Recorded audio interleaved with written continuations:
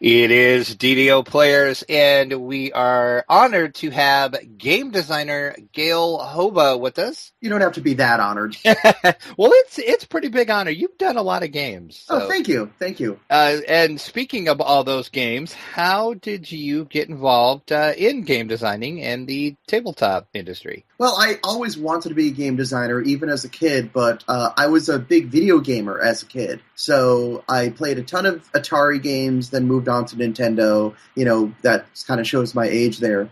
And I got like little rumblings of tabletop games. Like I went over my cousins in Toronto once, and they had this game called Star Frontiers. And from there, I learned about D&D, and I had the pink box. But I had no one to play with, so I never really got into role-playing games. I had like the old Steve Jackson games, like Ogre and Car Wars. And Illuminati. Excellent. Yeah. And so but those were all games, again, I never got to play them with other people. But they all had a lot of nastiness in them, because that's just the Steve Jackson, ethos, which is a fine ethos. I mean, it works for a lot of people. Right. It's worked awesome for Steve Jackson. I hold nothing against it. But, I didn't know at the time that there was any other way to be. So I just enjoy, I enjoyed my video games. I enjoyed my X-Wing and TIE Fighter and stuff like that. I was looking at ways to become a video game designer, and decided at one point, if I'm going to be a video game designer, I should learn how to make a board game, because board games are a more, I guess they're a more pure way of doing it, because you don't have all this code in the way. You can just focus on the pure game design. So I started pulling out my old copy of Ogre and Illuminati and started looking at them and seeing, what's Steve Jackson up to? Okay, he's got this game called Munchkin. Found out I got about Munchkin. Then I heard, this is about, I'd say, 2000. Like 1998, I'd say, is when I started looking at this stuff. And 2000 was when I started really getting into it, because I started hearing about these games from Europe that had a different aesthetic.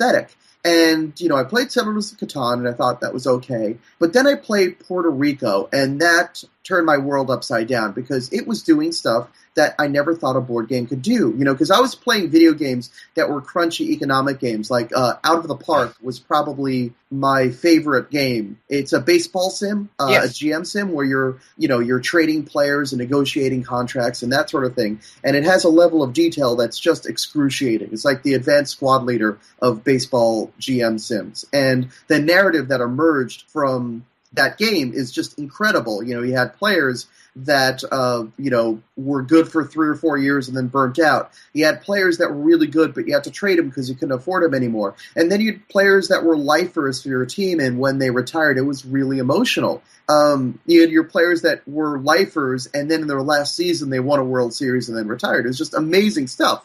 So, but I also love the crunchy economics of it. And Puerto Rico gave me all that crunchy strategic decisions, but in a framework where it wasn't about beating up the other players. And suddenly I realized I really liked this kind of game, and I played it more and more. And then there was a point where I realized, probably around 2001 or 2002, that I liked board games more than I liked video games. And at that point, I really stopped playing video games. I really focused on board games. I started going to board game groups, started amping up my efforts to design board games, and that culminated with my first published board game, Trolleks, in 2010, which is a word game, which is strange because I don't normally like word games, but that's another story. So how we can talk about that a little bit if you want then. So if you don't really like word games, how did you end up designing a word game for your first game? So it was my first published game, but it wasn't my first game. Okay. Probably my first 4 or 5 designs were just dreadful and terrible, and they,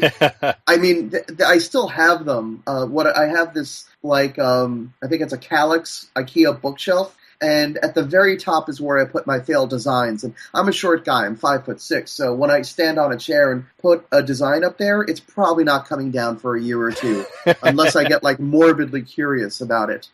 So yeah, that's where a lot of those old designs that are either really bad or mediocre, and that's really where those wound up. So as I was, trying to flail at these games, I noticed that at my local conventions, there was a word game that people were playing. I'm not going to give you the name of the word game, but I'll just say it wasn't Scrabble, and people were playing this word game, and I've tried it myself, and it was one of the worst gaming experience I've ever had. I'll just say that it has a mechanism where you don't score your word when you play it. You score your word at the start of the next turn because people can play a single card that they happen to have been dealt to cancel out any word that was played. And I didn't have the language then, but I have the language now to say why that's a terrible, terrible game design mechanism. It's terrible because the fun of a word game is coming out with an amazing word. And if you cancel that with a single card that someone happens to have been dealt, well, what's the game about? Is it about coming up with words, or is it about getting dealt a special card? Oh, yeah, exactly. Yeah, so that was just a really...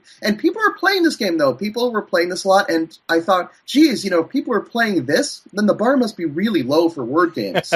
And I looked even more. I mean, I like words. I like games. Why don't I like word games? And I started looking at why word games just weren't my thing, and I realized there were some things I wanted to do in a word game that just weren't there. So I said, okay, I'm gonna make a word game that does tick all my boxes and does everything I want a word game to do.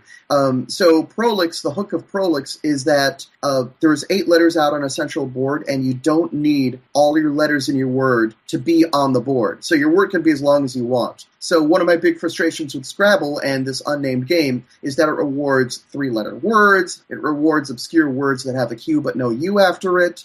And my game, Trolleks, doesn't have any of that. I mean, you can lose to words like baccalaureate, which is a great word, but somebody says a word and everybody goes, ooh, that's awesome. And it's a great moment. And, I'm learning now that what I was designing for was that moment where everybody says, ooh, that was great. Because when you play a game, you want to feel like you did something big. You want to do something significant. Jane McGonigal talks about Fiero moments, those moments where you want to throw your hands up in the air and triumph. Yeah, and that's nowadays, now that I have more of a vocabulary for it, that's what I'm trying to design for. So now Trolleks had, I'm pretty proud of Trolleks. It was my first published game, but now that I've got more experience, I have 6 more years of design experience under my belt, and I was looking back on it, and I said, there's things I could probably do better, but we can talk about that a little bit later in this episode. But yeah, that's how I got to design a word game, even though as a strategy gamer, a word game was my first published game,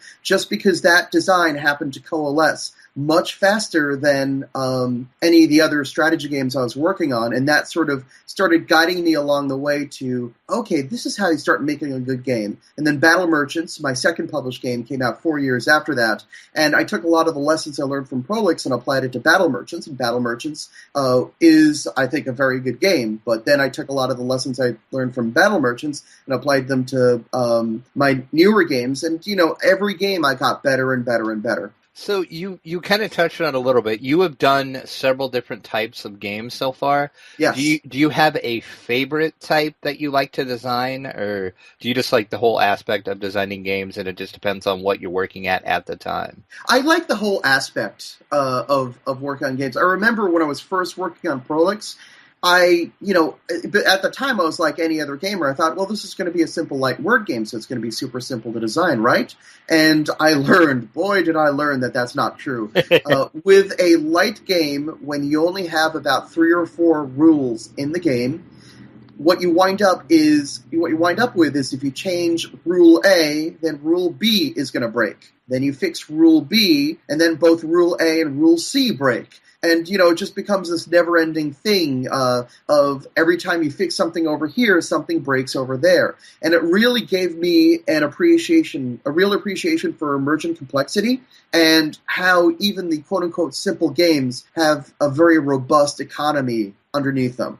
So that, I think, so I remember when making Trolleks, I kept on saying, my next game is going to be a really long strategy game because I just want a lot more buttons to hit to fix problems. And so Battle Merchants I found a lot easier to design, even though it was a bigger and longer strategy game, because I knew there was always a solution in there somewhere. Whereas with Trolleks, I had plenty of nights like walking out in the rain, wondering, how am I ever going to make this work? And I eventually got it to work. But I think, to answer your question, I like working on a spread of games, and we're going to talk about my publishing company, Formal Ferret, but I really do like releasing a variety of games under Formal Ferret because I think it's nice to go bounce back and forth between a lighter game and a heavier game.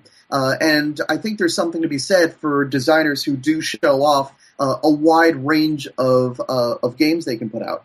Well, let's transition into Formal Ferret Games, and Yes. that, of course, is your publishing company.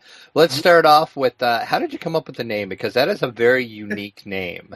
I mean, I like the name a lot. I have to admit, there's so many adjective animal names out there, Right. and even adjective mustelid names out there that once I realized, like I did my research and I did Formal Ferret, and then I found out about Blind Weasel and Cheese Weasel and Devious Weasel and and all these other companies that are named after mustelids of some sort with some adjective at the front. And I think there's even a blind ferret also. But thankfully, Formal Ferret is in its own space. Like, it doesn't overlap with any of those other companies. So I'm pretty safe there. I got the name because my avatar for a very long time, and you can see this on Skype. I'm sure people listening to this cannot. But my old avatar is a photograph of a ferret wearing a red bow tie. Yeah, I will put a picture of this up in the show notes for this episode. So Perfect. Yes. So that I actually, quote unquote, borrowed from a website called the Ferret Store that actually sold ferret food and ferret litter and ferret clothing. And that image was for a ferret bow tie. I've owned various ferrets for 20 years. I'm totally in love with those critters. And so that was my avatar for a long time, was this image of a ferret wearing a red bow tie. And when it come up with a company name, I wanted something that people already knew me about, that already knew me for. So people knew that I was the guy with the ferret avatar with the bow tie, so I figured I'd continue with it. But obviously I couldn't use that image because, I mean, it's not really a big deal to use a borrowed image like that as a personal avatar, but for a corporate logo, quasi-legal, and the image is rather grainy. So I had an illustrator draw the image for me, and as he was drawing it, his fiancée at the time, now wife, said, "That ferret needs a top hat." So the ferret got a top hat, and that was perfect. It was absolutely perfect. I mean, it's to the point where I actually make Formal Ferret t-shirts, and I can sell them at conventions because the logo is so good. I mean, I'm really, really proud of this logo. It is a pretty amazing logo. Yeah, it's really well done. But that's where Formal Ferret came from. So how about the game company itself? What made you decide to start your publishing company? So Trolleks, while I'm proud of it, there were some issues with the game.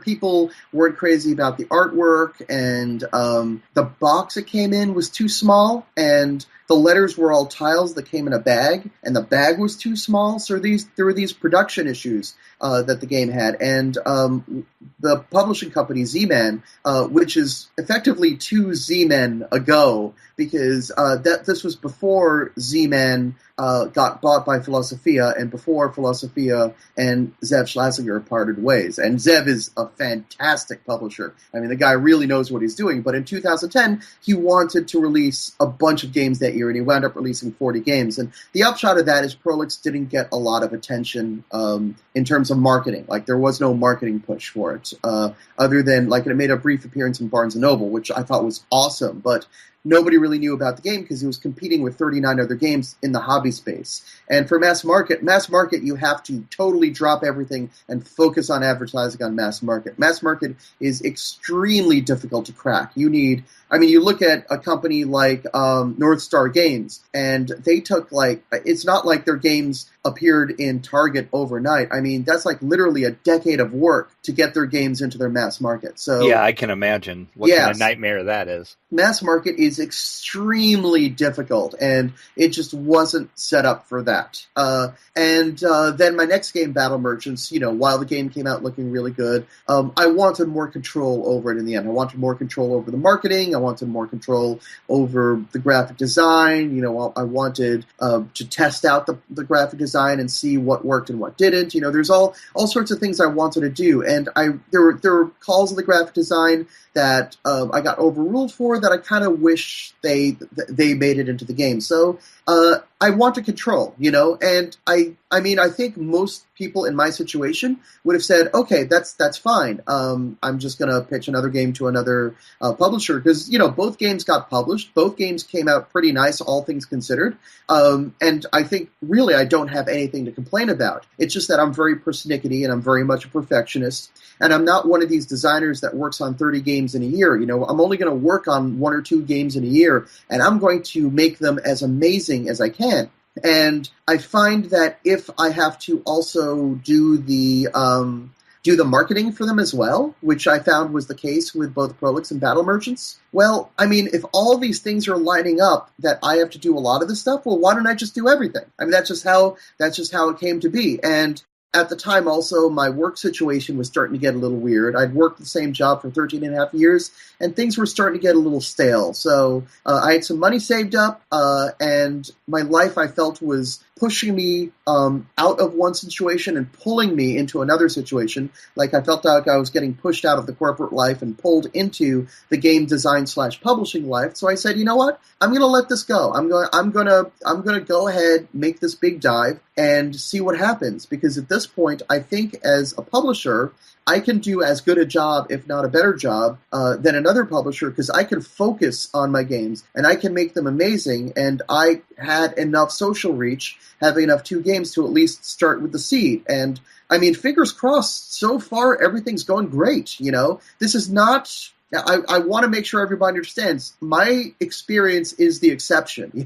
I've been working on game design for 10 years before Trolleks, and then another 5 years, 4 years before Battle Merchants, but about 5 years in addition to that before I moved on to found my own company. So I have put in a lot of time at this, and I've built a lot of infrastructure for it. And if you're just starting out in games, starting out with a game publishing company is a very aggressive and risky move. Yeah, I bet. So this is a warning that, for some people, it's the right decision. I'm not going to say it's always the wrong decision, but it is a decision you cannot come to casually, because once you start self-publishing board games, you are running a business. There's just no way around it. You are a small businessman once you start publishing a board game. Because when you publish a board game, you can't print 300 copies of the game. You can't print 700 copies of the game. Even 1,000 copies of the game is really not enough. You've got to print at least 1,500 copies, and even that's a pretty small print run. And once you're talking about logistics on that scale, you're devoting a lot of time to the manufacturer, you're devoting a lot of money to the manufacturer, and even though you can go on Kickstarter, there's no,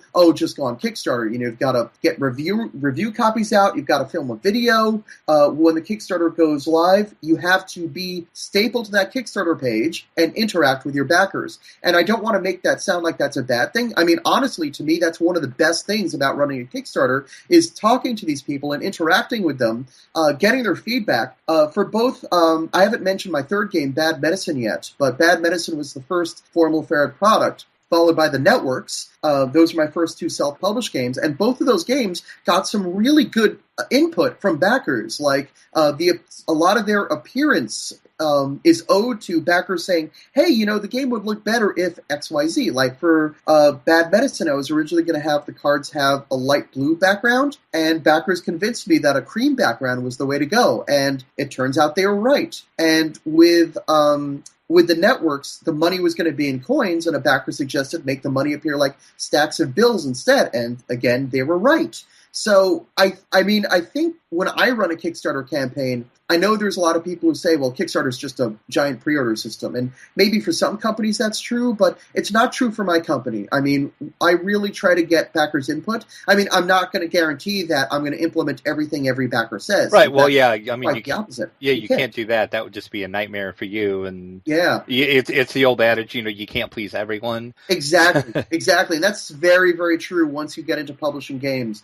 I mean, in terms of rule books, in terms of box inserts, definitely with box inserts and box size, you're never going to please everyone, because if you make the box insert too small, if you make the box too small and make the box insert too restrictive, then people who sleeve their cards will be unhappy because sleeved cards won't fit. And if you make it big enough to fit all the sleeved cards, then people will say, where's the insert? If you try to do all those stuff, people will say, okay, well now this box is just full of air, So it's really hard to strike all those balances. boxes. And there's a certain point where you have to say, well, this is what's right for the game, and some people are not going to be happy, but it's not going to kill their game experience. So you know what? Let them say this is right for the game, this makes sense for the budget, this is best for the game experience, and I'm going to go with this. And that's just how game publishing is. That's what amazes me. Getting to doing the podcast, I'm getting to start to talk to a lot of game developers and publishers. And I, as a fan of board games and as a hobby board game player, I guess I never realized how much goes into designing a game and what all you have to think about. Like you said, you have to think about, well, if I do this size, but who, as a board game player, the average player is not going to think, oh, this box is this size because of this reason. Yeah, exactly. And box sizes are a whole separate subject because you look at so this is something that's a lot of boxes are specifically made to stand out on a store shelf, on a retail shelf, because a lot of games are going to go through distribution, and they have to. They have to present on a retail shelf. So that's why most game boxes are portrait, not landscape. Because if you make a box landscape, then when the game store owner puts it out box top facing the customer, it's going to take more shelf space, and that doesn't make them happy. So most games wind up being portrait instead, because that way retailers are happier, and they're more likely to display the game showing the box top and showing your nice fancy art. Whereas if it's landscape, they're more likely to just tilt it over, and people will only ever see the spines.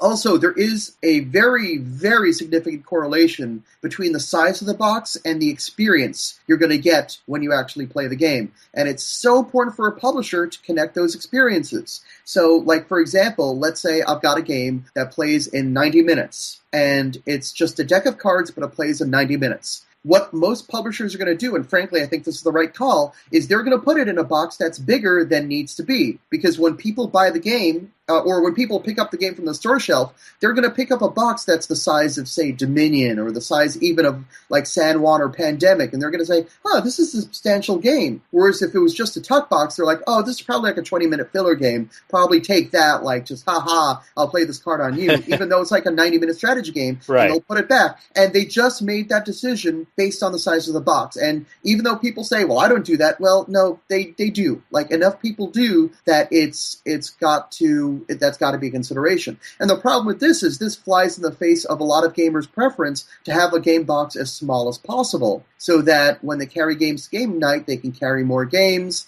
that there's not this extra air phenomenon. And so you see you got these two things that are working across purposes. I have to say, there's an interesting thing emerging. Do you know Tim Fowers, in his games Paperback and Burgle Brothers? Yes. So Tim is a great example of someone getting around that, because all of these box considerations I mentioned are all regarding distribution. Like, you sell your game to a distribution, the distributor turns around and sells it to a game store, and the game store displays it to a customer, and hopefully a customer buys it. So Tim's not doing that model. Tim is advertising his game online. So with him, you play his game at a game group. You're like, I really like that game. Let me Google it. You Google it. The first result you get is his website, and you buy the game from his website, and it gets shipped to you. So at no point do you really ever have to pick up the box and sort of make that judgment. The first impression is actually playing the game. So as a result, if you look at his boxes they're more like the shoebox style box, where it's just big enough to hold all of the game components, and then that's it. Like, he doesn't even put barcodes on his boxes. Oh, wow. That's how oriented he is towards the direct-to-consumer model. So it's really fascinating, like, all of these different calls. These calls are not made lightly. They're not made casually. They're not made just because. There is very specific reasoning and logic behind them. And you may not like the fact that you open up a box and you get a bunch of air, but the difference is you did buy that game. Versus, it's tough to mention games that failed to do this and failed because of it, because people generally will not have heard of them. But there was a series of two games that came out in Germany around 2000. One was called Verrater, and the other was called Murderer. And they're both fantastic games. They're about hour-long games, and they both, I believe those games were the first role selection games. They were the first games where you did an action by picking up a roll, and the roll told you what you could do this turn. And obviously Puerto Rico took that and ran with it. And the designer has credited those games. It's not like there was any sort of quote-unquote theft. It's just inspiration. Right. But Mirter and Verater didn't really pick up because they're both sold as tuck boxes. So there are these tiny little tuck boxes, and when you pick them up, you think, oh, okay, 20-minute, take that game, put it down, and then you go buy Settlers of Catan, you know? And so I've seen this really negatively affect games when they go into distribution and the box doesn't match. Here's another example, and this one just kind of broke my heart when this one didn't work. This one wasn't a retail, this was a Kickstarter thing, but do you remember Dice Hate Me had a game a little while back that they put on Kickstarter twice? I think it was called Monster Truck Mayhem. I do remember seeing the Kickstarter for it. Yeah, and that failed to fund, which is unfortunate. I played the game a couple of times. I played prototypes, and it's a fun game. But it was like a big box game, like a very large box, and it's only like a 15-minute dice rolling game, and that's like a mismatch between the size of the game, like the components you get in the game, and what the actual play experience is. And I think that's what, people wanted to buy it, and then they saw the price tag, like, I don't want to spend that kind of money for a smaller, lighter game. And I've seen some games succeed with that, like certainly Escape, Curse of the Temple, seem to get away with that, but the more I see it, and I think that's the model they were trying to use, but it turns out, I don't really see Escape getting played all that much anymore, and I think that was more an exception than a rule, it turns out. I think it turns out people really do want that box size and cost of game to measure up to the experience that they get. So now every time I look at a box, I'm going to be thinking about all this. Oh, yeah, absolutely. Yeah. It really is fascinating, actually. Yeah, and it's a really tough calculus to juggle. I'm working on a few new games now, and I have to make these calls. And I see it when people pick up one of my games. They pick it up, and I can see them going through their head, is this worth what I think it's worth? And you have to set up your game to match that. Whether you have a 15-minute game, if you have a 15-minute game and you're selling it for $30, you're going uphill. Even if you have a 2-hour game, but it comes in a small tuck box and you're selling it for $10, again, you're going uphill because there's going to be skepticism, what's the catch here?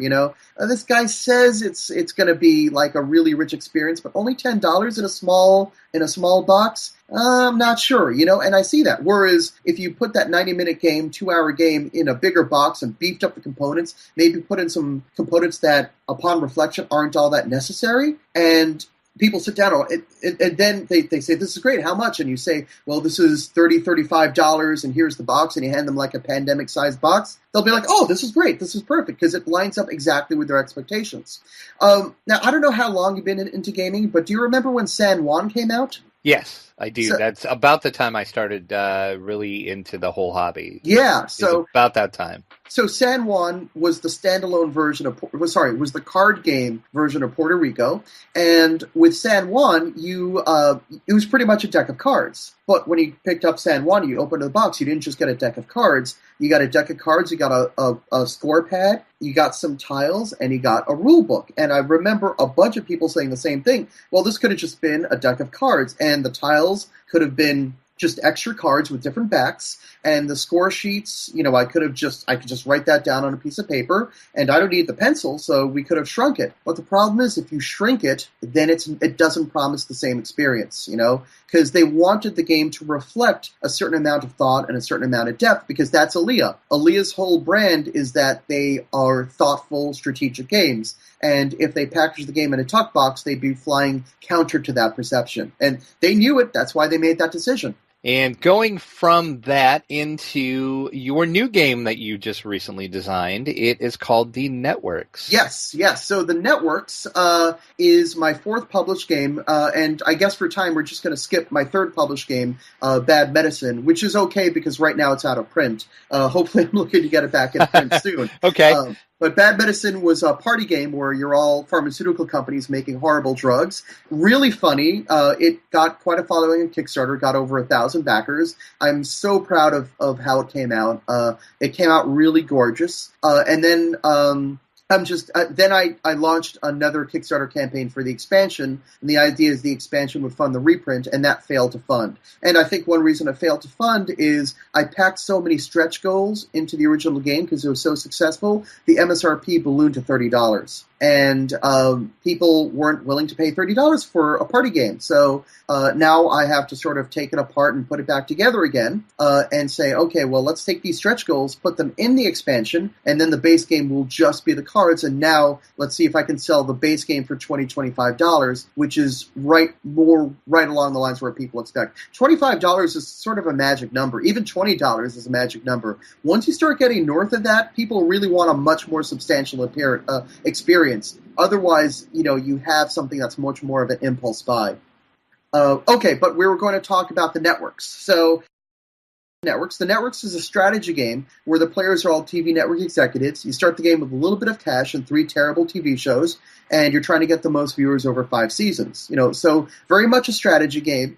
And in this game, I tested it like crazy, ton of testing in this game, and the end result was a really smooth, polished experience. I got 2 amazing people to work on the art for the game. I got Heiko Gunther, a graphic designer who did Tesla vs. Edison and the New Science, and the graphic design for those games, and he brought along an artist named Travis Kinchy, and the 2 of them just did an extraordinary job with the art. And so I was expecting, another modest success. I was expecting to fund at another $30,000 or $40,000, and my goal I think was $24,000, and I wound up raising over $100,000 with that project. So it was extremely popular. I fulfilled it reasonably on time, about a month behind schedule. Which, that's not bad for a Kickstarter, though. Yeah, I'm not crazy about it. I'd rather deliver on time, but all things considered, it could have been a lot worse, So at this point, just about everybody has their game. A few people, in Brazil and Russia, I'm still trying to get them their game. Brazil and Russia are very, very hard to ship to. So I'm trying to do that. But one by one, those last few people are finally getting their copy of the game, and I'm just about to zip this project closed. So, I'm sorry, what did you want to know about the web networks? I tend to ramble. That's okay. Where did the inspiration come from for it? Because it's kind of a different type of game. I can't think of any other game where you're running a television network and you're trying to have the best network. So, do you have a very deep-seated love of TV, or did you just think this would make a great game? Yeah, it was definitely the second one. This is the funny part. When I started with a prototype called MacGuffin Market, because I had this mechanism, this auction mechanism, from a totally different game called Wag the Wolf. This was one of my unpublished early games. This game actually is probably my best unpublished game, which is not really saying that much. That's a really low bar. But this one was almost there. I almost had it figured out with Wag the Wolf. And it had this incredible auction mechanism. It had this really cool mechanism where every time you spent money, you revealed information. But at that time, I was still obsessed about mechanisms, and I didn't understand experience. And I didn't understand that you could have a game where the mechanisms are less interesting, but it makes the game more fun. I didn't understand that paradigm, and now I do. So I had all these really interesting mechanisms in Wag the Wolf, and I wound up with a mediocre game. And I wasn't sure why or how that happened, but I just said, okay, I'll try again. I'll take this auction mechanism that I really love, and I'll build a game around it. And that game turned out to be Battle Merchants. Now, if you played Battle Merchants, you'll know that there's no auction mechanism in it. That's because halfway through the design process, my playtester said, well, this is a fun auction mechanism, but it doesn't feel like it belongs. It's clashing with the rest of the game. Can you remove it? So I removed it, and the game got much better. So now I've got this auction mechanism again. So I said, okay, I'm going to make another game about my third game around this auction mechanism. But last time the theme tripped me up, so I'm going to be smarter. I'm not going to put any theme on this game. So I very proudly and smugly made this game around the auction mechanism with no theme. I called it MacGuffin Market, and the idea is you were trying to get these MacGuffins. And a MacGuffin is sort of a film trope. It's It's like the glowing briefcase in Pulp Fiction or the Maltese Falcon. It's this thing that has enormous value to the characters in the movie, but as you in the audience, you don't know or even care what's in it or why people want it. Okay. All you care is that people want it. And that's kind of how a board game works. The backstory, the flavor doesn't really matter so much. What matters is that everybody wants it. So I figured, for a themeless game, fine, you're all going for MacGuffins. So it kind of had a theme that it had no theme, was its theme. And so I had these MacGuffins, people bidding on the MacGuffins, everything was good and great. Except that I was playtesting and people were like, what's this do? How does this work? Why do you convert MacGuffins into gems? Why do you run gems through MacGuffins? I mean, I've never run a gem through a MacGuffin. Like, there's no real-world analog to it. And so it turns out that's why games have themes, because that helps you understand what you're doing in the game, So eventually, one of my playtesters, one of my best playtesters, a professor at NYU, sat me down and said, look, Gil, you can't keep running this game out with complex mechanisms and no theme. We just don't understand it. The game needs a theme. So we brainstormed and we're like, okay, well, what could this be? What could that be? Maybe we can make a game about making movies? Well, Traum Fabrique already did that really well, but how about TV shows? Nobody's done a game about TV shows. Let's try that. So that's how it wound up working, is I had this other game that I adapted and I made it about TV shows. Now that was about, I'd say, 5 years ago. And then all that time I started folding the mechanisms into the theme and starting making it more thematic and more thematic. And at one point, it was this auction game, had this really clever auction. At one point, people said, this auction is great, but it's really clashing with the rest of the mechanisms. The game would really be better if you took the auction out. And I'm like, oh no, not again! So there goes my auction mechanism yet again. Once again. So I actually put the game on the shelf for a year. I did not touch the game for about a year. I was so angry at it because, I really love this auction mechanism. Here it was getting rejected in a second game. So we pulled it. So I tried it, and eventually I came back to it. I tried a couple of things, and finally I realized that there was a way that I could make it without the auction that worked, and then all the other things started to flow in, and it started coming together and working. And now it's to the point where people play it, and they think I made it theme first, which is super flattering and really cool, but no, it's actually a mechanism first game. And I think that's really important for a new designer to know. A lot of new designers, they try to look for people to say, well, is it more important to start with theme or is it more important to start with mechanism? And the truth is it doesn't matter. What's important is you have to find the join, where they intersect, and make that join as strong as possible. But you can go in it from either direction. It's totally fine to start a game mechanism first or theme first, so long as you find the other side. Well, going along with the theme, there you have some really interesting names for some of the shows. In the game, did you spoof real shows, or did you just brainstorm? Because you have some very great names for your shows in the game. So there's kind of two different names. There's the names of the shows from seasons 1 to 5, and those are all, I came up with them. They're usually all plays on existing shows. They usually wind up being really terrible puns, or just some silly inversion. And it's meant to be a little sillier and a little more interesting, because I think if it was just the straight names of the shows, it wouldn't be so interesting. It'd just be kind of bland. But having the little humor spin, at least for your first few games, it's gonna bring a smile to players' faces. And then after those first few games, hopefully they'll play the game enough that they start seeing the deeper heuristics in the game, and that's what keeps them going back as well. And the fact that it's a nice-looking game. But the other kind of shows are your starting public access shows. And for that, I actually turned to my friends and I made just this Facebook request, give me the name of the worst public access show you can think of. And most of those public access shows in the game are from my friends' suggestions, and they're wonderful. Everything from Let's Pickle to Get to Know Your Lower Colon, just fantastic suggestions. Yeah, that was the one thing I liked is some of the names. I just read the cards and I was just laughing so hard. I'm like, yeah. Oh, this is hilarious. And you did do a really good, and I'm surprised to find out that the theme was not there from the beginning, because I actually, I'll be honest, I haven't played it yet. I do have my review copy. I got it the other day.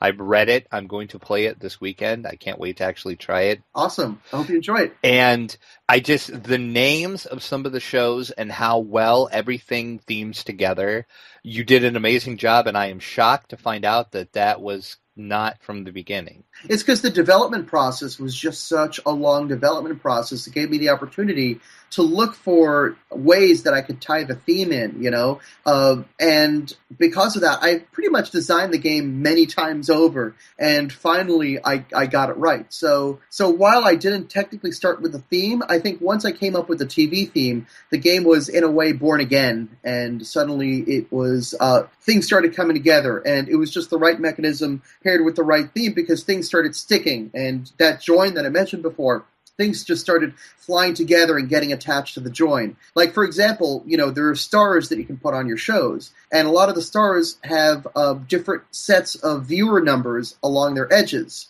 So they have a high set of numbers along one edge, and then a lower set of numbers along another edge. And if you meet certain conditions, like if you have a star that's really good at sitcoms and you put them on a sitcom, you tuck them underneath the show with the high side showing, and you score more viewers because you've got the star working in their element. Whereas if you put them on a sci-fi show, they're not so much in their element, and you got to rotate them and to their lower side so they don't get you as many viewers. So there's this one star where it's up to you what side to put him on because he's the star who always dies in everything. So he's either going to score you a lot of viewers in your third season and then nothing for your fourth season, or he's going to score you like a few more viewers early on in his first season and then nothing for the rest of the seasons. But he won't score you as much overall as if you keep him alive to the third season. So it's up to you, like, what's the proper situation? Do you want to get a lot of viewers from him now, or do you want to get a lot of viewers from him later, but not so many viewers from him now? And not only is that an interesting decision, you don't need any flavor text. All you need to know is the title of the card, the guy who always dies and everything, and you see his numbers, and the numbers, the mechanisms tell the story, And I'm kind of an opponent to flavor text. I don't like flavor text. Nobody reads flavor text. Flavor text doesn't add anything. If you want to write a story, write a story, don't make a game. If you want your players to tell a story, make a game. And so flavor text just usually, I'd say almost always, never works. It very, very rarely works. So instead, tell your story through the mechanisms in the game. And speaking of those mechanisms, you actually have variant for 1 and 2 player in the game. What was the decision that you made to actually do a solo variant for it? Because there's not a lot of games that are doing that these days. But there's more and more because there is a growing solo community. And I saw that solo community. The Networks is a game that has a relatively small amount of player interaction. And because of that, I felt that there should be a way that I can make it a solo game. And so, I tried playing it solo, and it was interesting, and then I figured out a way that the game could consume cards, so it seemed like there was someone else taking cards away, and that was a little bit better. But I learned quite a few things about solo games, because I realized the solo game didn't really start to sing until I put a condition in the game where you could immediately lose the game. Like in the third season, if you weren't careful, you can lose the game right there. And once I put that mechanism in, suddenly, the game got really tense and really juicy. I can try to risk this, but if it goes south, I'm going to lose immediately. And that made some very, very important gravity in the game. Also, the scores in the game are quite high. They're generally in the low to mid 200s. And in fact, to win the solo game, you have to reach 265 viewers. Viewers are victory points. So I realized, somebody could finish the second season and they'd have 50 viewers. And was that good? Were they doing well? An important thing that a game has to give you is feedback. A game has to tell you whether you're doing well or not. And I realized that one of the faults of the solo game is it wasn't telling you how you were doing. So I put a mechanism in the game where if you hit, I think, 65 viewers at the end of the second season, you got a bonus. And because of that, it's nice to get the bonus, but it's also good to know, all right, if I hit 65 viewers at the end of my second season, I'm on pace, I'm having a good game. And that's that critical feedback that the game needed to have. So I think those two things were really important things because they taught me what you need to do to what you need to have for a solo game. There is that much of a challenge designing. Would it be different if you would have designed the game to be solo from the start? It would have been easier to implement, or was it harder because it was a 5-player game and then you tried to put a variant in? I mean, It really depends on the game. I think if you design a game solo from the start and then put in multiple players, I think that experience will suffer for it, because I mean, different player counts are really tremendously. There are some real serious tipping points when you go from one player count to another. Even the jump from 4 players to 5 players, that's big. That's a really big jump. And there's a lot of games that cap out at 4 because they don't survive the jump to 3. The jump from 2 players to 3 players is enormous. That is a massive jump. That's why the rules for 2 players are so different, because Jeff Engelstein talks about the 3-body problem. It's this thing in astronomy where if you have 2 celestial objects orbiting each other, you can calculate where they will be in perpetuity for the rest of eternity just through some simple equations. It's like, for a mathematician, it's really not that difficult to solve as long as it's 2 bodies orbiting each other. The moment a third body enters that picture, everything changes and it becomes chaotic, and you cannot tell where they're going to be from a simple equation. You've got to brute force that. And it's just the addition of 1 body is all you need, from 2 to 3, and that changes everything because it introduces an incredible amount of chaos. And I'm using the word chaos very deliberately here. Chaos is exactly what the system becomes chaotic. It becomes difficult to predict. It becomes explosive. And that same thing happens when you take a 2-player game and add the third player. You know, the dynamics that enter that third player introduces are tremendous. So I think, you know, when you take a solo game and turn it into a 2-player game, that's a huge shift, but it's also a huge shift going from 2 players to 3 players. So, I mean, I think a game designer has to think about all of those shifts, you know, not just the shift from solo to not solo, but solo to 2-player to 3-player. From 3 to 4 isn't a huge shift. It's big, but it's not huge. But from 4 to 5 is enormous, and 5 to 6 is really hard. You know, 6 players is really hard to pull off in a strategy game. So yeah, that's really tough. I think if you have a game that you start solo and you add more people, it's more likely that game's going to wind up being cooperative. But even then, you need to make sure each player has their own sort of porthole into the game, because then otherwise it becomes too easy to define the game state and the game loses drama because of it. Then again, you know, this is something I never would have thought of. It's fascinating to me at how much actually goes into designing a game. You have to think about everything. Oh yeah, and if you don't think about it, you'll find out in the next playtest. You know, I mean, you don't have to think about it. That's at least a good thing, is you don't have to consider all this stuff in the first draft. Like that's not necessary, but it is important to notice it when you play test, to be like, hey, this game that I've been testing with 4 players, I'm trying it with 5 players, and it's really dragging. And when a player takes their turn, like they haven't paid attention at all, because there's no point to paying attention to stuff when it's not your turn. So why is that? Oh, it's because I went from 4 players to 5 players. Maybe this just isn't a 5-player game, or maybe I need to add things to the board or protect things on the board so that players can at least start planning out their next move, or make the decision scope. I just listened to the Game Designers in North Carolina podcast, and they were talking about decision scopes, and that's kind of a cool thing. Like if you take a global decision scope, which is something that's out on the board that applies to everyone, and you sort of push it so that each player has their own scope, like a personal scope, as they call it, then the game's going to scale a lot better. A game like, for example, Notre Dame, I think is a great example of this, where you have each player has their own little territory that they're working on, and the central board only has a limited amount of interaction. Of course, what you have there then is you have people complaining that there isn't a lot of direct interaction, and there's no way to beat up on the leader if there's a runaway leader, and that sort of thing. You know, so it really comes down to what sort of experience you're looking to make. And I think it's really important for a designer early on to say, okay, I'm going to start by playtesting the game at this player count. At 3, like I usually go with 3 or 4 players early on. Like I'm going to try this game for 3 or 4 and see how it works, and then and usually 4 players if I can get it. And then once I have it working for 4 players and I've established a baseline, then I can start messing around with other player counts and seeing how those work. So is 4-player, you think, is the sweet spot for you, at least in design? It depends on the design, So I wanted to talk a little bit about my next game, which is going to be called. It's this sort of going to loop right back to the beginning. My next game is a re-implementation of Trolleks, because if you remember, I was looking at all these things in Trolleks and saying, well, I could have done this better and that better and that better, and I'm going to go ahead and get a chance to do that. So I'm going to be releasing a game called Wordsy on Kickstarter in October, late October. And it's going to be a word game that uses sort of the base principle of Trolleks, where you could use long words, but a lot of the rest of the rules are very heavily streamlined, so it's a much more accessible game, and it plays at about half the time.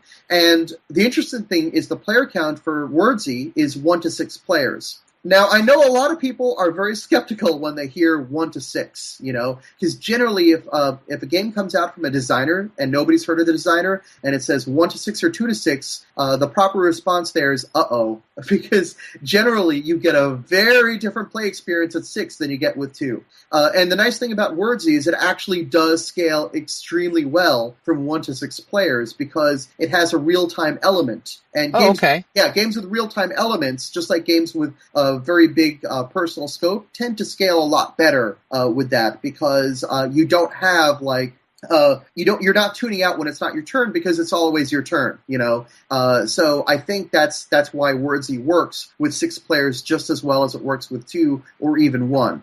And just have a few more questions for you. You were at both Origins and Gen Con, and the networks I know sold out both conventions. No, it sold out at Gen Con. I did have copies left over at Origins. Oh, okay. Were you shocked at the reaction that you got at Origins and Gen Con? Because I know your booth was pretty busy both conventions. Yes. I was actually at a third convention of a comparable size before then. I was at UK Games Expo. I actually flew out to Birmingham just to try it out, and it turns out that was an excellent decision. UK Games Expo is an amazing convention, and I really, really hope I get to go next year because it's... Not only is it about the size of Origins, it's filled with people who don't normally get to go to that size of convention. Like, there really is no convention of that size in that area. Like England, most of the conventions are about 200, 300 people from what I hear, except for the occasional comic convention. But comic conventions are not game conventions. Some comic conventions have very good game tracks, but a lot of comic conventions have very lousy game tracks. Right, yeah. So I can think of a few comic conventions that have very good game tracks, but that you can't say that for all comic conventions. And then, so if you're in England, the only other convention that's of like a really significant size is Essen, and that's like, well, it's feast or famine. Then you drive down and you're like consumed by the 60,000 person convention. And here's UK Games Expo, and it's now this. It was about, I think, 15,000 people. Which is about the size of Origins. I think maybe more like 11 or 12,000 people, but it's about that order of magnitude that Origins is, like a similar scope. And it's a really great scope for that area because it's a lot of people from all around England go to Birmingham. Birmingham has a really fantastic convention center. So right now I think it's got like 9 halls, and UK Gaming Expo takes up 1 of the 9 halls. So it's actually this enormous venue that like maybe someday could be as big as Essen. They got hotels around the area. It's like this whole real built up convention area, which is super interesting. And so what they do at UK Games Expo is they set up the vendor hall in the NEC, the National Exhibition Center. So they take up an entire hall of it, and it's about the size of Origins vendor hall. And then when it closes, or even before it closes, you can walk about half a mile, like a third of a mile, I'd say, down to the Sheridan. That's just down this winding path, and the entire Sheridan is sort of overcome. What's the right word? It's overtaken. That's right. It's overtaken by game fans. So this place has about 3 large ballrooms, and they're all filled to the brim. They're all about the size. Those 3 ballrooms each are about the size of Board Game Geek's big ballroom. I forget what it's called. Not Made in Texas, but the other one. but like the main ballroom where all the board games are. So they're all really good sized ballrooms. And then they have all these satellite conference rooms also that you can set up and play in. So, some people griped about the distance you had to walk from one to the other, but overall, I thought it was just a fantastic convention. It was really, really well run, very crisply run, and I'm very excited about going back. Okay, so at UK Games Expo, I sold out of the networks in a day and a half. I didn't have a lot to sell. I only brought about 60 to sell, but I was flying them in from China, so I couldn't afford to bring a lot. So at Origins, I decided to bring 250 because I thought, well, I'm going to sell a lot, aren't I? Right. And I did pretty well. I sold about 90, which is pretty good, and that's not including the number of people who picked up Kickstarters, which is about 50 for either of those conventions. So I had like 50 people pick up copies at UK Games Expo and 50 people pick up copies at Origins. So I didn't have a lot of copies left at Origins. I had enough that they got shipped back and I picked them up. I put them all in my car and eventually I sold them from convention to convention and sold them to local game stores. They disappeared very quickly, which was very good. So using that information, I'm like, okay, well, I'll bring 200 to Gen Con, and I should have enough to last until Saturday. And then as the days started approaching towards Gen Con, and after Gen Con got my shipment of 200 games to the warehouse, I started seeing my game popping up on geek lists on Board Game Geek, and I'm like, okay, this game has a little more traction. And I asked my warehouser on the day before the Gen Con opened, do you think we could send more games down? And it turns out my warehouser is also a publisher, and they're all at Gen Con. They're no. We locked up the warehouse. It is all locked up. It's all hands on deck here at Gen Con, so they could not send me any extra copies. So at Gen Con, I sold out in 6 hours, which totally shocked me. I mean, I've never had that sort of line before. My line was 2 booths down. We actually had like two people handling money, one person doing cards, one person doing cash, and it was just, I've never had a response to my games like that before. It was absolutely extraordinary. So, if I could do it over, yeah, sure, I'd send more copies, but I wouldn't have as many copies to send to Essen. So I'm going to be at Essen next month, and pretty much other than about 50 or so copies I'm saving for BGG-Con, these are all my remaining copies that I'm bringing to Essen. Like, I don't have any left from the first printing. There should be another printing that'll be available early next year, and that should be available widely in stores. That's going into distribution.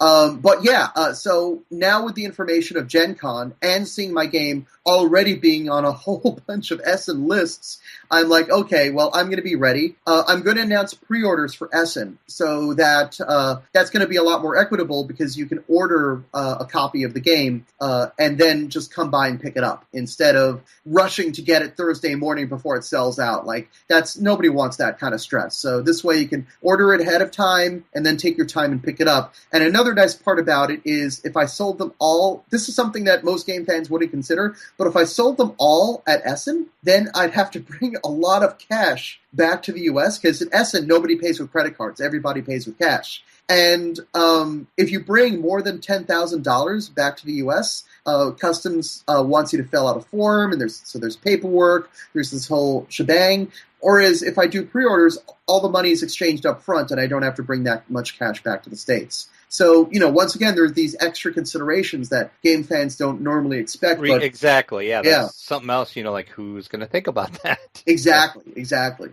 And let's kind of move away from the game development, but still stay in that lane, if that makes sense. You are a part of a wonderful podcast that I am a big fan of called Breaking Into Board Games. You want to talk about that a little bit? Yeah, absolutely, yeah.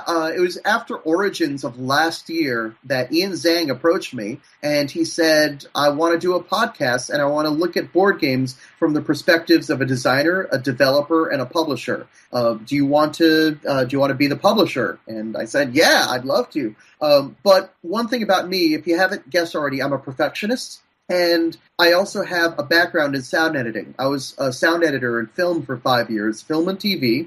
If you're wondering why there's a sound editor card in the network's expansion that's kind of useless, that is actually a very honest and artistic expression of what it's like to be a sound editor in TV and film.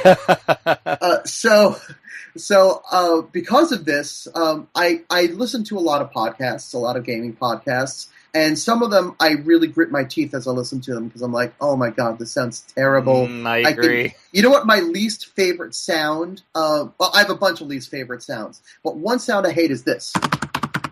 Do you hear that? Yep. Yeah. Typing as people are talking? No, don't do that. That's Exactly. like banging on my head. Don't ever do that. I hate that sound. You know? I agree 100%. Totally. Yeah. People are doing podcasts with the air conditioner running in the background. You know, they have all sorts of like really distracting sounds from it. Like the typing is like my dividing line. If I hear typing on a podcast, that's probably the last I'm going to hear of that podcast, just because it drives me crazy. And I also want a podcast to flow. Like I think it should. I mean, if a podcast runs long, like if it runs 90 minutes, like this podcast is looking like it's going to. Yeah. Then I don't mind it as long as it's packed with interesting stuff, and I hope the stuff I'm saying is interesting. But if it's like 90 minutes or like 3 hours, and the first 10 minutes are like the host talking about beer, and it's like a board game podcast, and they're talking about, like, if this is a podcast where it's just their personalities, or it's just them being silly, and they're spending the first 10 minutes talking about beer, well, I mean, that's what you're listening to the podcast for. You're listening to them talk about things like beer. But if it's a board game podcast, and they're talking about beer, and it's not specifically a board game beer like there's a podcast I think called Draft Mechanic, so that's a board game beer podcast. If they talk about beer for the first 10 minutes, I understand. They set you up for that. They set that expectation well, so that's fine. But if it's another board game podcast and they spend 10 minutes, and it doesn't have to be, or it could be exercise, it could be movies they've seen, I don't care. You know, if your podcast is about board games, start with the board games. Don't tell me about like. Now I'm here. Yeah. Yeah. Don't tell me about. I think there's one. I'm not going to get into that, but there's some like the last doctor visit they had.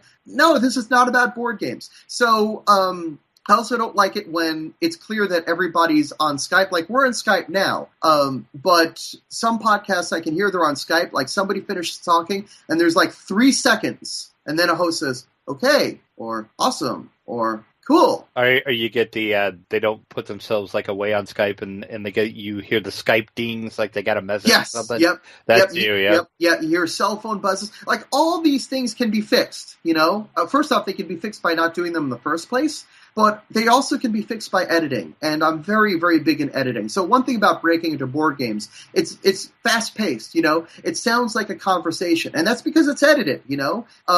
It's made to sound like people are talking, and they're talking quickly, but not like too quickly. They're not like auctioneers, but it's not the kind of thing where they're stumbling over their words, where there's long pauses in the conversation. And I think that's really important for a good podcast, to be well edited, to be snappy, to stay on topic, to stay on the subject. Now, if you finish, the credits close, and then you hear bloopers at the end, you know, that's fun. That's cute. But at that point, the podcast is over, and you can let down your hair a bit. But, you know, if you put like too many distracting stuff in the middle, you know, that's then I tune out. I mean, you've got some amazing podcasts that are really, really well edited. I mean, Flip the Table is one of my favorite podcasts, if not my favorite podcast. Have you heard it? Do you know it? Oh, yes. Yep. Oh my gosh. Subscribe to him. Yep. So, like, Chris is a better editor than me, first off. Like, he is an amazing editor. So every episode is full of energy. Like, it sounds really upbeat. And I listened to their first episode. And the first episode, like, it almost sounds like a funeral. Like, it sounds like someone died.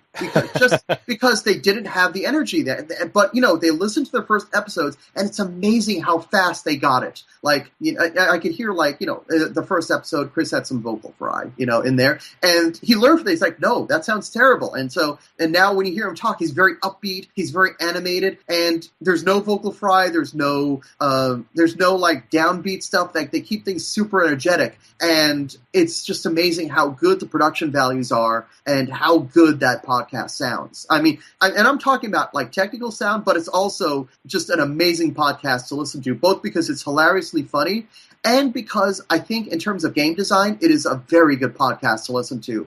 So many times we look at games from like, well, let's look at this great game that did this way. Let's look at the best games and why they work so well. And I think that's valuable and that has a lot of merit. But it's also valuable and has a lot of merit to say, okay, let's look at these terrible games and see why they didn't work. And I think that's just as informative. And the nice thing is these games are all like 30 years old. They're not going to hurt anyone's feelings. They're all in Toys R Us. They sold a lot of copies, I'm sure.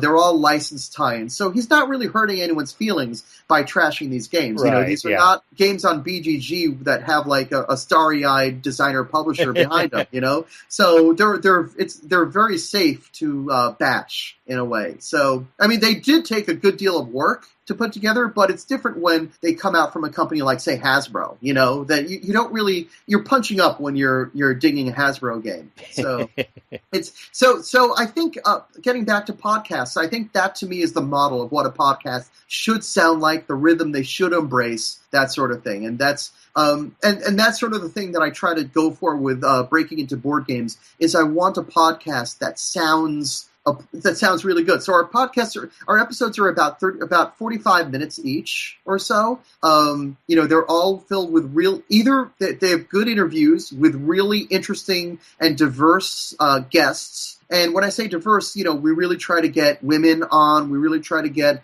minorities on, because board game design tends to be very white guy, and it's three white guys hosting the podcast, and we don't want it to be just this white guy talking to that white guy. We want a diverse group of people that we talk to and show that this hobby isn't just for white guys. So that's also important to us also, just to try and show the breadth of the hobby. And every once in a while, it's just the three of us talking about a subject. And the angle that we approach, looking at breaking into the industry from these different perspectives. And the fact that we have a developer on, and so many people come from the video game world, and to them, developer and designer is synonymous. And now to go into board games and see that they're not synonymous, that a developer is a very specific role that is not a designer, that's something that's going to say, okay, wait a second, there's something I need to learn here, because this is, the board gaming at this point is starting to get mature and starting to develop a vocabulary. And if people start like using different terms, then it just leads to confusion. It really is a great podcast, though, Thank and you. I do hopefully I'm going to put a link in the show notes here, and I hope everybody goes and subscribes to it, because you guys just do an amazing job for it. Thank you. And my final question is, you've been in the industry for a while now. How has the industry changed from when you started up until now? The board game industry, it's there's two big changes. The first big change is that it's a lot easier to make your own board game. For a long time, I said I would never self-publish. I would never, ever self-publish. I mean, a friend of mine published a game when, he admitted he was having a bit of a midlife crisis, and he said it was either this or the sports car. So he manufactured a game, and he told me that that the games got delivered, and he thought he would get just a bunch of cases. He wasn't expecting pallets, Oh, and no. he was so thankful that the truck driver just happened to have a pallet jack so that he could bring the all the pallets into the guy's garage, because if it weren't for that, he wouldn't have been able to carry the game in. I mean, there's stories like that of people, I would see people who manufactured their own board game, and I'd see them at conventions year after year with the same game, except every year their game was $5 cheaper. 1 year it's $40, next year it's $35, then it's $30, and at some point it hits $20 because they're just trying to get rid of copies because they Right. couldn't enter distribution, and they had to print 3,000 copies. And it was such you had to be crazy. You had to be crazy to get into to manufacture your own game. And now making your own game is less. It's only mildly crazy now to make your own game. It's still crazy to make your own game, but now it's only mildly crazy. It's not as harrowing as it used to be. There's a few reasons for this. Manufacturers used to be really insistent on a 3,000 unit minimum. Now they're more open to printing 1,500 units. And your unit cost is going to be a lot higher. Like, you're going to be paying for it, and you're probably going to be paying too much if you print 1,500 units. Nevertheless, it's an option. If you want it, it's there. There's more printers like Panda and AdMagic that will do the shipping for you. So you don't have, because before you had to worry about shipping, you had to fill out all the forms, you had to fill out the continuous bond, you had to do all that stuff yourself, and now you have companies, or you have to be smart enough to find a freight forwarder to do it for you. But chances are those freight forwarders had never worked on a board game before, and they have no idea what to enter, what's special about a board game. Now you either have the printer do it for you, and they work with board games all the time, or you work with a freight forwarder, and there's a bunch of freight forwarders that have experience in board games. Like, for example, I'm working with this company called OTX that Jamie Stegmaier recommended, and the representative was actually at Gen Con, So, I mean, he's a freight forwarder. He's not there just for board games, but he's enough board game experience that he's been to Gen Con, he knows board games, and that's like a big difference. Then, yeah, I'm sure. I mean, absolutely. Then you used to have to either have, hold games in your garage and mail them all out yourself. If you're, or figure out a way to sell them yourself. Keep them all somewhere in your house. And there's more warehousing options nowadays. I mean, certainly Amazon and Amazon FBA was a big pioneer there. But, now you've got Ship Naked, now you've got Fun Again, now you've got Greater Than Games, all these companies that are willing to warehouse and ship on your behalf. And again, there were warehouses before, but these are now warehousers that are very specific to the board game ecosystem, because there are things board games need that other industries don't. And then you have Kickstarter. And Kickstarter is the biggest change in that, because now I don't need to have the $30,000 up front to make the game. Now what I need probably about, anywhere from $1,000 to $7,000 for the art. I need to front that. I need about $1,000 to print all of the review prototype copies. So, there is some expenditure up front. There is some sunk cost there. But after that, all the manufacturing logistic costs, I can factor that into the Kickstarter. And getting that early capital is amazing. It is a real game changer. And it works for board games really well. That's why board games raise so much money on Kickstarter. That for the most part, they work really well. And companies like me, companies like Stonemaier, companies like Tasty Minstrel, you see companies like Stonemaier and Tasty Minstrel who are in the process of moving away from Kickstarter because they've had so much success on Kickstarter. They're able to grow to the next level, and I think that's a real testimony to Kickstarter, that these companies that did not have the capital to make their games before now have capital to not need Kickstarter anymore. That's enormous, absolutely enormous. So that's one of the things that's changed. And the other thing that's changed is the industry is now big enough that I'm seeing people, a lot of my friends, actually able to get either part-time or full-time jobs in the industry. Whereas before, it was like, I can count the number of people working in the industry on 5 fingers, While it's still hard to be a full-time freelance designer, there's a few more people who are actually able to do it now. It's still hard. It's still really, really hard. It's still don't quit your day job unless, you are really down the path, you're really down the hall. But if you're just starting, do not quit your day job.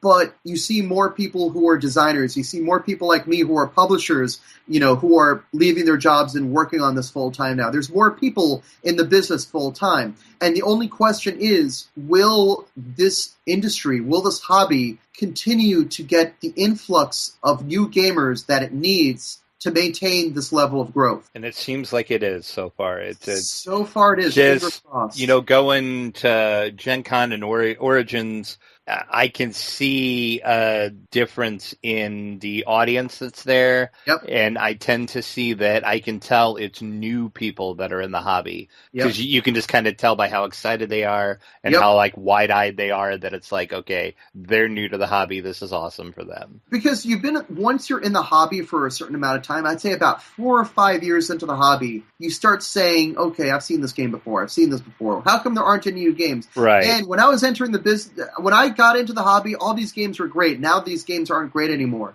But the perspective you lose is, for people just entering the hobby, these games are amazing. They're absolutely amazing. Eric Martin from BGG says it best. He says new games are for new gamers. And that's exactly right.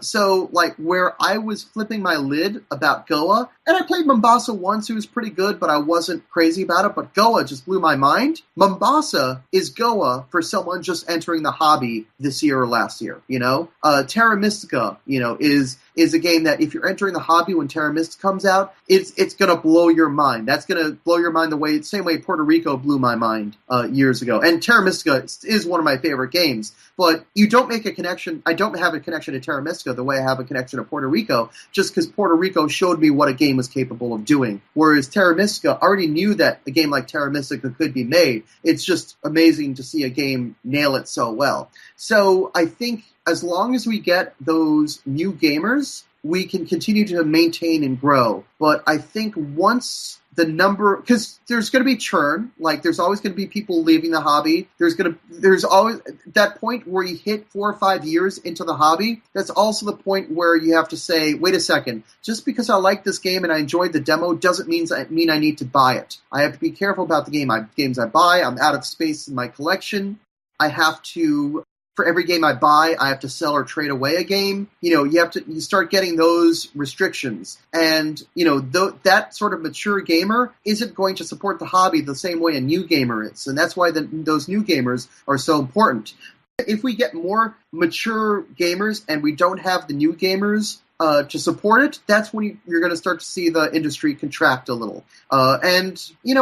We have a lot of guests on Break Into Board Gaming saying the bubble's not going to burst, the bubble's not going to burst. I don't know if the bubble's necessarily going to burst, but we are going to hit a ceiling. We're going to hit sort of a maximum point where the hobby's not going to be able to sustain. How many companies are there making custom game tables? I think there's 4 now. 4 or 5 at least, Yeah. I can name 4 off the top of my head. And I don't think that's going to last. I think there's a market in there for at least 2 companies, maybe one high-end company and one low-end company. But at some point, we're going to hit that ceiling, and I don't know if it's going to be sustainable to have 4 game table companies, I don't know if it's going to be sustainable to have 3 companies that just make custom inserts for games. I hope I'm wrong. I genuinely hope I'm wrong, because I know all of the people behind all 4 of those game table companies, and they're all really good people, and they're all really passionate, and they all make really good products. It has nothing to do with whether or not they have good or bad products, and everything to do with, how much longer can we continue to support them? Like, is it something that we can support them indefinitely? Like, is this the new normal? Or are we going to have a reduction in the influx of new gamers, and will we have to accommodate for that? And if we do, what happens to the big game companies that are buying other companies, the big companies that are hiring a lot of people, the medium-sized companies that are hiring a lot of people, and especially the small companies that are just one-offs here and there? Like, will people still be open with Kickstarter money? Will we still get the $100,000 Kickstarters? It's really interesting. Already you start to see separation between Kickstarter projects that are either going to fund $100,000 or they barely scrape by at $20K. It's really hard to see those mid-grade Kickstarters that just scrape by on their $50K goal. I think there's some that are still doing that, but they're becoming rarer and rarer. Like, either you get like this small, consistent $20K Kickstarter, or you get this big, enormous $100K Kickstarter, and it's really hard to see like a difference. You're either one or the other. Yeah, Kickstarter is like a totally different beast. I've tried to figure out Kickstarter, and I see some projects, like you said, that are in that mid-range, and then there's other projects that are way high up, and I'm like, why do they need that much money for this game? It can't cost as much to design it and print it, or maybe it does? So one thing I've learned, I had a Kickstarter that funded $100,000. That meant that I'd say about $80,000 went to manufacturing and fulfillment. Yes, it does cost that much. Really? Wow. Yes, okay. Absolutely. Because manufacturing costs about $40,000 and fulfillment costs about $30,000. Wow, and don't forget, Kickstarter says lop off 10% for Kickstarter fees, payment processing fees, and drop pledges. So that $103,000, became $94,000 or like $93,000. Actually, more like $92,000. So you start to shrink and shrink and shrink. I guess it adds up after a while. Then, yeah. Yeah. You're not going to strike it rich on your first Kickstarter, even if it does make $100,000. Now, if you make a Kickstarter that's like $2 million, like the Scythe Kickstarter was $1.8 million. So I would imagine that Jamie probably spent, this is total wild estimate, I would say that he probably spent between 1.2 and 1.5 million. on manufacturing and fulfillment. Wow. I mean, because Really? he's fulfilling to 5,000 people, and he's fulfilling an enormous game that's like 4 units to a case. So it's a lot of cases. It's a lot of weight. Like, he probably had to ship 2 containers out. Like, minis are not cheap either. I mean, this was a very expensive game to make. So a lot of that money that came in just went right out. For manufacturing. I mean, if it was just manufacturing and not fulfillment, it wouldn't be so bad, but fulfillment is almost as expensive as manufacturing. And for a game like Scythe, and especially someone like Jamie, who tells his fulfillers, don't worry about price breaks, just put as much padding in the boxes as you can. And Jamie still got a lot of people who had like crushed corners and defects in the game. And a lot of people said, they must be losing quality control. And no, it's nothing to do with that. The thing is, when you have manufacturing and fulfillment, you have a defect rate that's sort of fixed. You know, it's going to be between like 0.75% and 1% of all your products. Like 1% is a little high, to be honest. So about 0.75% of your units, safe to say, are going to be defective for one reason or another. And that's kind of a fixed number. It's really, really hard to drop that number. So if you go from like a project with like 1,000 backers to a project with 5,000 backers, well, your defect rate is going to increase by 5x. By 5 times. You're going to get 5 times the number of customer complaints. That's not because you're doing things 5 times that's worse. That's just because your defect rate is staying the same, and you've got 5,000 more backers. So poor Jamie was writing this blog post of just how dispirited he was because he got so many complaints about the box came with crushed corners. There were problems with the manufacturing, and it has nothing to do with the fulfiller did a bad job or the manufacturer did a bad job, and everything to do with it was just a bigger project. So it's like the whole more money, more problems. That's exactly what this is. Yep. There are a lot of problems when you scale up to that size, and that's one reason why someone like Jamie's starting to look to exit Kickstarter, because it really starts to get unwieldy once you have to fulfill to like 2,000 people. You're spending a huge amount of money fulfilling and in replacing fulfillments that went wrong or went missing. The corner got crushed, the package never made it. UPS or USPS decided to leave it out in the rain, and now the package is soaked. I mean, all this stuff happens, and there's nothing you can do about it as a manufacturer except say, I'm sorry, here's another copy. Then again, that just has to be a nightmare. And that's stuff, again, normal people wouldn't think about. That, we just, as a consumer, are just automatically going to yell at you as the publisher, or, you at who sold it to me. It's like, this is your fault. Well, technically, it's not my fault, but I have to fix it, even though it's not really my fault. It's my responsibility. Right. I mean, the fault is, it doesn't really help someone else to say it's X person's fault. Right. Like, at some point, I do have to assign culpability, and if my defect rate is more than 1%, I have to look at ways to get that defect rate back down to 1% and below. But at the same time, there is going to be 1 in 100 products, at most, hopefully, is going to get blown. It's going to get messed up.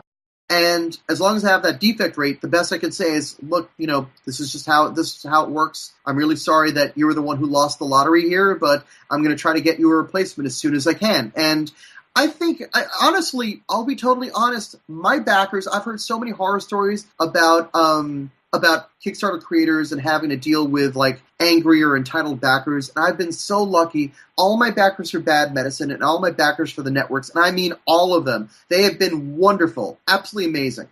They've all been really encouraging, very enthusiastic. They're all really happy about the game. All my backers want is for me to stay in touch with them. My game got shipped a month late to some people, but I was always in touch with them. I said, okay, 2 months before, when it looked like we were going to be late, I was like, okay, it looks like we may slip, but this is the stage we're on. This is where we are. I'm going to have another update in 3 weeks, managing expectations, making sure people know I'm here. I haven't gone anywhere. I'm working on the game. Here, it's coming. You're going to get it, and as soon as I knew that it might be a month after I would say, okay, well, it looks like we're going to fulfill a little late, so here's what it's looking like, blah, blah, blah, blah, blah. But the important thing is you stay in touch, because the worst thing a backer can hear is silence, you know? Exactly. That is the key. That is the worst thing they can hear is silence. So at this point, you know, I'm only updating about once every 3 weeks, just because there isn't that much control we have over the campaign left. You know, at this point, like there was a flurry of activity a few weeks ago during fulfillment, but now that I'd say 95 to 99% of my backers have received their copies of the game, and it's only like 1% of backers, I'd say at this point, that are still waiting for their copy of the game. So it's just a matter of filling through those exceptions and working with those exceptions, and you know, just trying to get that resolved as quickly as I can, and stay in touch. You know, as soon as somebody says, hey, I've got my copy of the game is ripped, I have problems with this, you know, as soon as I say, like, I'm sorry about that, I'll be happy to send you a replacement copy, happy to, you know, just make sure that I'm listening, I'm here, I didn't intend for this to happen, I'm sorry it happened to you, let me try to fix it as soon as I can. I mean, that's really what the customer needs to hear. And if I were in the customer's shoes, it's certainly what I would want to hear. You know, they don't want to hear, like, they don't want to hear self-deprecation, like, I'm sorry, I can't believe. They don't want to hear anger. They don't want to hear blame. So I'm not going to say, I can't believe this happened, I'm a failure. They don't want to hear, oh, the plant messed this up, I hate this plant. They don't want to hear this. You know, all they want to hear is, I'm sorry, I'm going to make it right. That's it. And that is exactly what me as a consumer, I would want to hear. So yeah. That is it. So thank you so much for your insight on the game world, the game company, development, Kickstarter. We kind of covered a lot today. No, we did run a little long. I'm sorry. Yeah, that's all right. And we actually covered a little more than I intended to. But hey, I think it's a good conversation, and hopefully our audience will enjoy it. So thank you very much for your time. Awesome. Thank you so much.